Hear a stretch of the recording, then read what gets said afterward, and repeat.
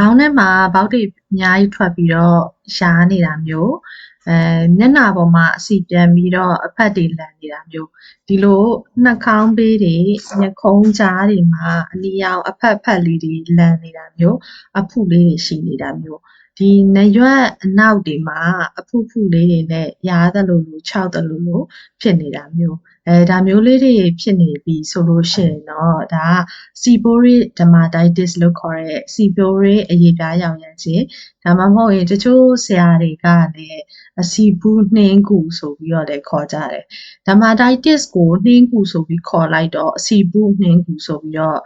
ဘာသာပြန်တာလည်းရှိတယ်နောက်ဒါမှမဟုတ်ရင်ဒီ seborrheic နှင်းကူဆိုပြီးတော့ဘာသာပြန်တာလည်းရှိတယ်ဒီနေ့မှာတော့ဒီအကြောင်းလေးကိုဆက်ပြီးတော့ပြောပြသွားမှာဖြစ်ပါတယ်အားလုံးပဲမင်္ဂလာပါဒေါက်တာခင်မို့ဦးပါဘာကြောင့်ဖြစ်လဲဘယ်လိုကုသရမလဲဘယ်လိုဂရုစိုက်ရမလဲဆိုတာကိုအသေးစိတ်ဆက်ပြီးတော့ရှင်းပြသွားပါမယ်seborrheic dermatitis ဆိုတာအရေပြားရဲ့နာတာရှည်ရောင်ရမ်းမှုတစ်ခုဖြစ်ပါတယ်အထူးသဖြင့်အဆီ gland တွေ seborrheic gland တွေအများဆုံးရှိတဲ့နေရာမှာဖြစ်တတ်တယ်ဥယျာဉ်ပြားရင်ဘတ်အလယ်တွေကြောအလယ်ပိုင်းတွေ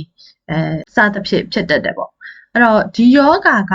ကူးစက်တတ်တဲ့ယောဂါမဟုတ်လို့သူအသက်ရှင်းမှု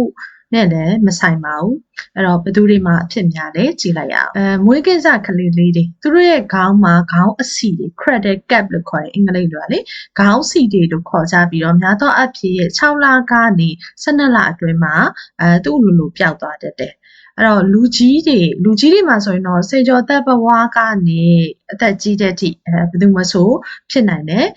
အသက်30ကနေ60ကြားမှာလည်းပို့ပြီးတော့အဖြစ်များတယ်ယောက်ျားလေးတွေကတော့မိန်းကလေးတွေတက်ဆိုင်ပို့ပြီးတော့အဖြစ်များတယ်ဆိုပြီးတော့တွေ့ရှိရပါ seborrheic dermatitis ရဲ့လက္ခဏာတွေဆက်ပြီးတော့ကြည့်အောင် seborrheic dermatitis ရဲ့လက္ခဏာတွေကသူကနေရာပေါ်မူတည်ပြီးတော့ကွဲပြားတယ်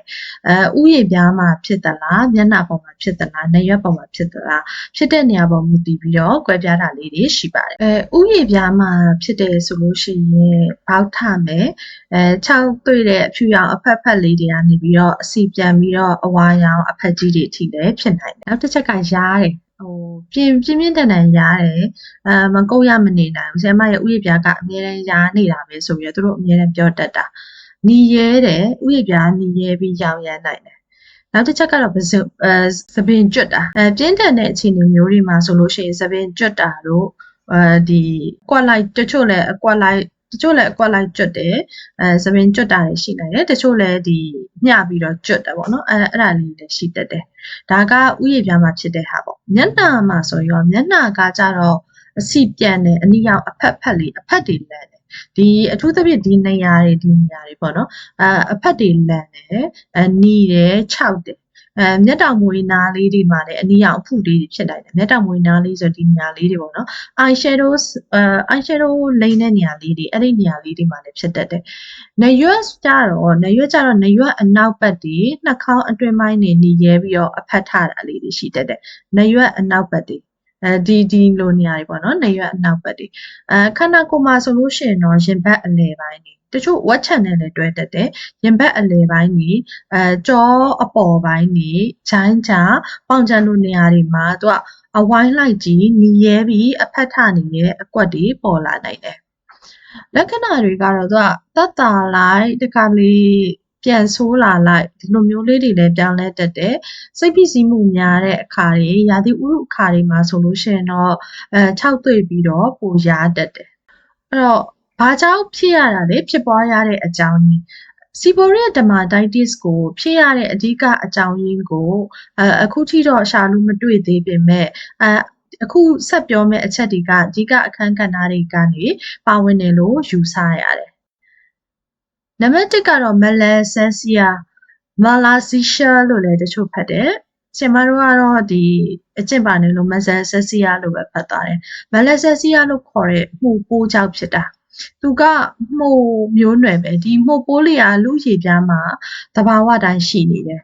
သူကအဆီဂလန်းတွေရဲ့အဆီတွေကိုအစာအဖြစ်စားသုံးပြီးတော့ရှင်သန်နေတယ်တခါတလေဒီမှုပိုးလေးတွေကအရေအတွက်များလာတဲ့ခါမျိုးကြလို့ရှိရင်အရေပြားကနေဓမ္မတဲ့တုတ်ပြန်တာဖြစ်ပြီးတော့ရောင်ရမ်းတာတို့ဘောက်ထတာတို့အဖက်ထတာတို့ဒါမျိုးလေးတွေဖြစ်လာတယ် နောက်တစ်ချက်ကတော့မျိုးရိုးဗီဇဆိုတော့ genetic ပေါ့မိဘထဲမှာလည်းဒီလိုဟာမျိုးဖြစ်ခဲ့ဘူးရင်သားသမီးတွေမှာလည်းဖြစ်နိုင်ခြေရှိတယ်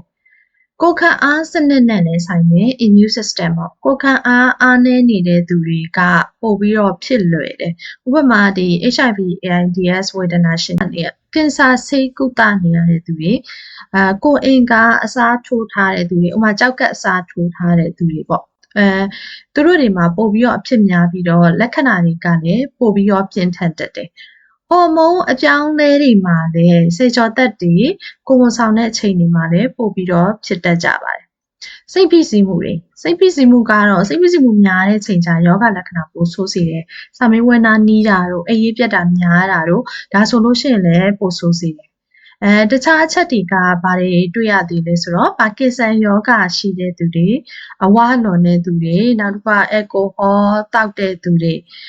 အပူအေးမမျှတဲ့ရာသီဥတုတွေကလည်းဒီ seborrheic dermatitis ကိုပိုဆိုးစေတယ် seborrheic dermatitis ကိုဘယ်လိုမျိုးကုသကြမလဲအဲ့တော့ကုသပုံကုသနည်းကြတော့သူကလုံးဝပျောက်သွားအောင်ကုသဖို့မလွယ်ဘူးလက္ခဏာတွေကိုတတ်တာအောင်ပဲထိန်းချုပ်လို့ရတယ်ကုသလို့ရတဲ့နည်းတွေကနံပါတ်1ကတော့ဆေးပါတဲ့ခေါင်းလျှော်ရည်တွေသုံးလို့ရတယ် medicated shampoo လို့ခေါ်တယ်အဲ့တော့ဘာပါတဲ့ shampoo တွေလဲဆိုတော့ ketoconazole မှုတ်သက်ဆေးပါတဲ့ခေါင်းလျှော်ရည် selenium sulfide သူကကြတော့ဆဲအသေးတွေကိုဖယ်ရှားပေးတယ်zinc biothioneum သူကလည်းမှုနဲ့ဘက်တီးရီးယားတွေကိုဖယ်ပေးတယ် salicylic acid ပါတာတွေသုံးလို့ရတယ်ပုံမှန်ခေါင်းလျှော်ရည်တွေလိုပဲသူကခေါင်းထဲမှာ9မိနစ်လောက်ထားပြီးတော့မှပြန်ပြီးတော့ရေဆေးချရတာအချိန်မရရင်တော့3မိနစ်လောက်ထားပေါ့နော်ခေါင်းကိုရေဆွတ်တယ်ပြီးသွားလို့ရှိရင်ခေါင်းထဲမှာဆေးပါတဲ့ shampoo နဲ့ခဏထားတယ်ပြီးတော့မှရေပြန်ဆေးချတယ်ပေါ့အဲ့ဒါကတော့ဘယ်လောက်သုံးရမလဲဆိုတော့ဒီဆရာဝန်ညွှန်ကြားချက်အတိုင်းတစ်ပတ်မှာ2ခါ3ခါလောက်ထည့်ပြီးတော့သုံးလို့ရပါတယ်ကြောင့်ပေါ့လိန်ဆေးကတော့ဆရာဝန်ညွှန်ကြားချက်နဲ့ပဲသုံးရမှာပါcorticosteroid လို့ခေါ်တဲ့ဒီ steroid cream တွေ lotion တွေသူကရောင်ရမ်းတာကိုလျှော့ချပေးပြီးတော့တတ်တာစီတယ်ဒါပေမဲ့ဆရာဝန်ညွှန်ကြားချက်မပါဘဲနဲ့မသုံးရပါဘူးမှုကြောင့်ဖြစ်တယ်လို့ရှေ့မှာပြောခဲ့တဲ့အတွက်ကြောင့်လေ anti fungal cream မှုသက်တဲ့လိန်ဆေးတွေသုံးလို့ရတယ် ketoconazole cream သူတို့ကကြတော့ဒီ melasexia မှုပိုးကိုထိန်းချုပ်ပေးတဲ့အတွက်ကြောင့်အတိုင်းအတာတစ်ခုထိတော့သက်သာတယ်အခုနောက်ပိုင်းသုံးလို့ရတာတွေကတော့ calcineurin inhibitor လို့ခေါ်တဲ့ tacrolimus အုပ်စုတွေသူက steroid မဟုတ်ဘူးဒီရောင်နာရမ်းနာကိုသက်သာစေတဲ့အတွက်ကြောင့်အဲ့ဒီနေရာမှာလည်းသုံးလို့ရပါတယ်တကိုယ်ရင်ထိမ့်သိမ့်မှုနဲ့ဒီ lifestyle and home remedies ပေါ့နော်တကိုယ်ရင်ထိမ့်သိမ့်တာဘလို့မဖြစ်အောင်ကာကွယ်ရမလဲဆိုတာကကြတော့လေဥယျာဉ်ပြားကိုခေါင်းလျှော်တဲ့စီမှာညင်ညင်တတာပဲစေကြော်ပါတဲ့ခေါင်းလျှော်တဲ့ခါလက်သေးနဲ့ကုတ်ချစ်တာမျိုးရှောင်ပါလက်ဖဝါးနဲ့ညင်တာစွာပုတ်တိုင်စေကြော်ပေးပါခေါင်းလျှော်ဆိုင်တွေမှာဆိုလို့ရှိရင်လက်သေးနဲ့ကုတ်ကြတယ်လေအဲ့ဒါဆိုတော့ကျမ patient တွေဆိုလို့ရှိရင်တစ်ခါတည်းမှားရတယ်ခေါင်းလျှော်လို့ရှိရင်ကုတ်ပြီးတော့မလျှော်နဲ့နောက်တစ်ခါဘီးနဲ့ချစ်ချတာတို့ခေါင်းလျှော်ရင်အရားပြေတယ်ဆိုပြီးတော့လေအဲ့လိုခေါင်းလျှော်လို့ရှင်သုံးလို့ရတဲ့ဘီးလေးတွေတက်တာဝင်ကြတယ်အဲ့ဒါမျိုးလေးတွေနဲ့ကုတ်တာချစ်တာမျိုးဘာနဲ့မှမကုတ်နဲ့ပေါ့နော်လက်သေးရင်လို့မဟုတ်ဘာနဲ့မှမကုတ်နဲ့နောက်တစ်ခါအရင်ပြားရဲ့အစီကိုထိမ့်သိမ့်ပါအစီပြန်လွန်တဲ့နေရာကိုအစီထိမ့်ပေးတဲ့ cleanser နဲ့တက်ပေးပါဥပမာ salicylic acid ပေါ့မျက်နှာကို salicylic acid ပါတဲ့ cleanser သုံးပေးတာမျိုးခေါင်းလျှော်ရည်ထဲမှာ salicylic acid ပါတာသုံးပေးတာမျိုးဒါမျိုးလေးသုံးပေးလို့ရတယ်နောက်တော့အဆူဓာတ်ထိမ့်ပေးရမယ်ရေချိုးပြီးတဲ့နောက်မှာအဆူဓာတ်နောက်တော့အဆူဓာတ်ထိမ့်ပေးရမယ်ရေချိုးပြီးတဲ့နောက်မှာအဆူဓာတ်ထိမ့်တဲ့ cream လေးလိမ့်ပေးရမယ် moisturizer တေချာထိမ့်ပေးရမယ်နောက်တစ်ခုကတော့ stress ပေါ့ stress ကကြတော့လေစိတ်ပင်ပန်းသောကများလို့ရှိရင်ပို့ပြီးတော့ကြွတက်တဲ့အတွက်ကြောင့်ဒီတချို့ယောဂလုပ်တာတို့လေ့ကျင့်ခန်းလုပ်တာတို့အနားယူအပန်းဖြေတာတို့meditation လုပ်နိုင်တယ်ကောင်းတာပဲเนาะအဲ့လိုမျိုးနည်းလေးတွေနဲ့စိတ်ဖိစီးမှုလျှော့ချနိုင်တယ်သက်သာတယ်အပူအေးမျှတအောင်နေရမယ်ရေတအားပူချိုးလို့အငွေ့ထွက်နေတဲ့ရေပေါ့အငွေ့ထွက်နေတဲ့ရေပူကိုအငွေ့ထွက်တဲ့အဆင့်အထိသုံးလို့ရှိရင်ပို့ပြီးတော့ခြောက်တယ်အရန်ပူတဲ့ရေနောက်တစ်ခါအရန်ခြောက်သွေးတဲ့လေအေးပေးဆက်ဒီလေအေးပေးဆက်မှာဇက်တိုင်နေလို့ရှိရင်အသားနည်းနည်းခြောက်လာ ပါတယ်လေစသဖြင့်ပေါ့အရန်ပူတာတို့အရန်အေးတာတို့အဲ့ဒါလေးတွေထိမ့်သိမ်းပြီးတော့နေရမယ်အဝတ်ထည်ပေါ့အဝတ်ထည်ကကြတော့ခြီသားလို့ပွားပွားချောင်ချောင်လေးဝင်လေးထွက်ကောင်းတဲ့အဝတ်စားကအဆင်ပြေတယ်မဟုတ်လို့ရှိရင်သူကဒီဇာလိုဟာမျိုးတွေနိုင်လွန်လိုဟာမျိုးတွေဆိုလို့ရှိရင်ရှားတတ်တယ်အဲ့လိုဂျိုင်းဖြစ်တဲ့သူတွေရင်ဘတ်ဖြစ်တဲ့သူတွေဆိုလို့ရှိရင်လေနောက်တစ်ခါတော့ main ကလေးတွေဆိုရင်တော့ make up နဲ့အလှကုန်ပြီသူကအစီပြန်နဲ့ဒီအစီကိုပိတ်စေတယ်အစီကလန်းတွေကိုပိတ်စေတယ်အစီပြန်စေတဲ့ဟာတွေဆိုလို့ရှိရင်ရှောင်ပြီးတော့သုံးပေးရမယ်။ဥပမာ make up အထူတွေလိမ့်တာမျိုးပေါ့နော်။ moisturizer ထဲမှာအစီများတာမျိုးဒါမျိုးလေးရှောင်ပေးရမယ်။နေရောင်ခြည်ပေါ့။နေရောင်ခြည်ကကြတော့နေကျဲကျဲတောက်ပူတာကိုတော့ရှောင်ပေးရတယ်။ဒါပေမဲ့မနက်ခင်းနေရောင်ခြည်လေးအနည်းချင်းလောက်ဆိုလို့ရှိရင်လည်းယောဂကိုသက်သာစေတယ်။ဒီ seborrheic dermatitis ကရှေ့မှာပြောသွားတာတွေကကြတော့ဒီလူကြီးတွေအတွက်ပေါ့နော်ခလင်းငယ်ငယ်လေးတွေမှာဖြစ်တဲ့ခေါင်းအဆီတွေcradle cap လို့ခေါ်တယ်အဲ့ဒါလေးတွေကဘယ်လိုလုပ်ပေးလို့ရလဲဆိုပြီးတော့ဆက်ပြီးတော့ရှင်းပြပါပါမယ်သူကကြတော့ဘယ်လိုဂရုစိုက်ရမလဲဆိုတော့ဒီ Vaseline ဒါမှမဟုတ်အဆီတစ်ခုခုပေါ့အုံးစီသုံးလဲရတယ်တန်လွင်စီသုံးလဲရတယ်နောက် baby oil လို့ခေါ်တဲ့ခလေးအဆီသုံးလို့ရတယ်အဲ့ဒါလေးနဲ့သူကနည်းနည်းလိမ့်ပြီးတော့15မိနစ်လောက်ထားလိုက်အဲ့ဒါဆိုပျော့လာလိမ့်မယ်ပျော့ပြီးွားလို့ရှိရင်ဒီခလေးခေါင်းဖီးလေးတွေနဲ့ဖြည်းဖြည်းချင်းဒီခေါင်းလေးကိုဖီးပြီးတော့ခွာသွားလို့ရတယ်ပျော့သွားတဲ့အချိန်ကျမှအတင်းခွာစရာမလိုဘူးခေါင်းလျှော်လို့ရှိရင်ကြတော့ဒီခေါင်းစီပြောက်စေးပါတဲ့ဒီ My Baby Shampoo လေးတွေပဲသုံးရမယ်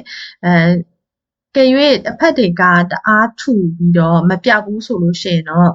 ဆရာဝန်နဲ့တေချာပြပြီးတော့တင့်တော်တဲ့လိမ့်စေလိမ့်ရပါမယ်။များသောအဖြစ်တော့သူက6လကနေ12လအတွင်းဆိုလို့ရှိရင်သူ့ဟာနဲ့သူလည်းပျောက်သွားတတ်ပါတယ်ဒီကြားထဲမှာတော့အရှိကပြောခဲ့သလိုအစီလေးလိမ့်မယ်ဖြည်းဖြည်းချင်းခွာမယ်ပေါ့တအားကြီးဆွဲခွာစရာတော့မလိုပါဘူး